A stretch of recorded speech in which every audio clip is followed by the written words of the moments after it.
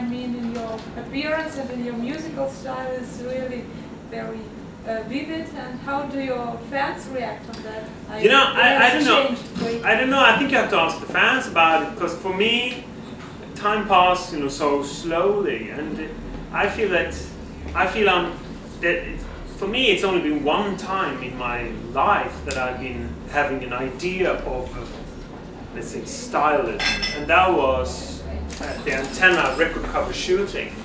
You know, because that time, it's 11 years ago now, I wanted to collaborate with people, and I wanted to collaborate with photographers, makeup artists, stylists, and hairdressers, and I let them have fun.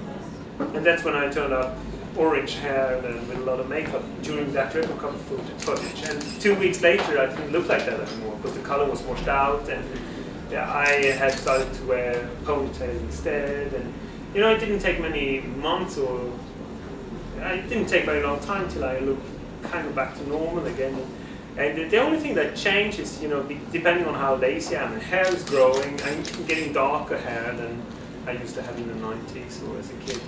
But, you know, I don't really think of it.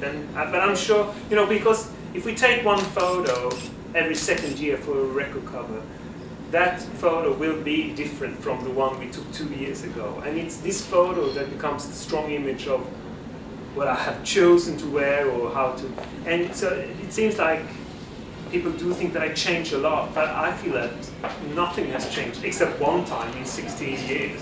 So for me, I'm not changing at all, but yeah, people do tend to think that I do change a lot. But it's funny, I mean, I'm not thinking of it, but if people think I have a style, it's funny, because it's nothing that I put focus on at all. I put focus on making as good songs as possible, and yeah, that's all.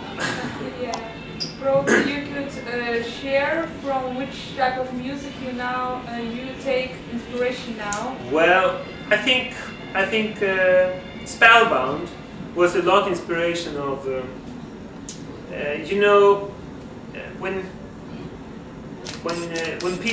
songwriters die, their parents or their wives or husbands usually find like cassettes of unreleased material or early first version, demo versions of songs, and so it always becomes some sort of compilation, hidden tracks released after artists' deaths. You know, when the first take of a song, the actual songwriting, or when the person sits lonely by the piano and trying out different things.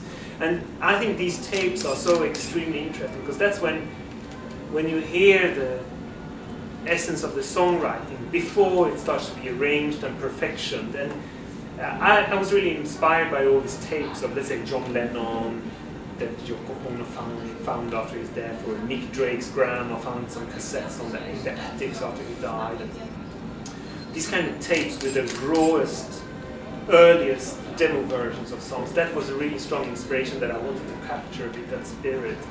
But right now, for the next album, it's much heavier, much more in the jungle, kind of back into the deepest woods, darker, heavier, more monotone, more bizarre, more mysterious, and also I have definitely brought back synthesizers in the studio again, even though it's not going to be synthesizers like we used them on Rush, but it's going to definitely be synthesizers again, even though we try to use them more in a, let's say, in the 70s way that people use the synthesizers in the 70s. It's fun. Okay. And speaking about Spellbound, probably you have noticed where in the world it was taken. It received the best reaction of fans. For sure in France. You know, my biggest territory is France. That's where I had my biggest success in the 90s, and this was really my biggest success in France since 11 years back. And Spellbound also opened up more for Mexico, Brazil, Argentina, and we're going back to China again now. And but first and foremost, France, yeah. And if you ever decided to write a book, what this book would be about? I think it would have to be about me and creativity and music and art and, you know, I can't write about anything else. I don't know much about anything else. I couldn't make up stories, really. It would have to be maybe a distorted version of my own life. I mean, with some fantasy added, but it would definitely be about myself, or songwriting and art, I guess. And what in the life is worth fighting for, according to your point of view? I think, I mean, I think there's a lot of people fighting for a lot of political causes and that are important and save the nature or whatever. But I'm very much into much more taking care of the, let's say, the more simple things, like I'm trying to be a good father of my kid, I'm trying to be a good son to my parents, and I'm trying to be a good husband to my wife. And that's my three main causes in life. That's what I'm trying to do it. That's what I'm focusing on. Yes, and probably you just now could say that some stereotypes about people in Sweden and Sweden as a country, which is false. I don't know what people really say in the world about it. I think that's what you know, the world is getting more and more homogenic. You know, people are nowadays are brought up on the same TV channels, they watch the same internet sites, and we become more and more the same everywhere in the world. It used to be different, I'm sure, and I think the stereotypes that were based on what happened like during the World War or during the 60s were maybe there was some kind of truth in it at the time, but nowadays I would say that people in the world are more or less the same. I mean, I travel around the world and I meet, especially young people, are very similar everywhere in the world. Maybe that's boring, but I think it's interesting and I think it's great because we have a bigger understanding for each other, and we see that our parents and the older generations are fighting, but the young people of today are really against that, and I think that the coming generations will make a better place on earth for sure. And the last question, if you could meet yourself, like future version, which question would you ask your future self?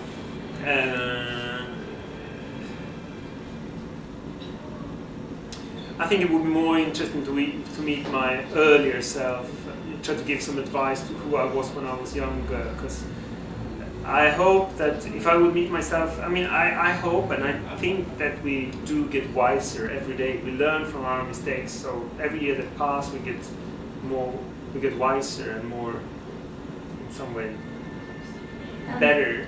So I would possibly feel ashamed of meeting myself because I would feel stupid meeting somebody that is obviously more intellectual than I myself. But if I would go back in time, it would be more interesting because then I could give some advice. And what style of advice would it be? It would be on a very, very personal, small scale, like try to think about it instead of doing like that. And, don't do the army like I did. We waste a year shooting so many years, and don't I mean,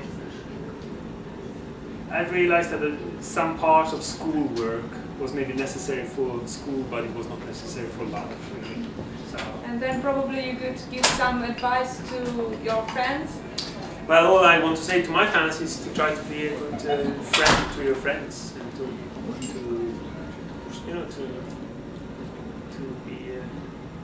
go in your personal direction, to try and stay creative, do whatever you want.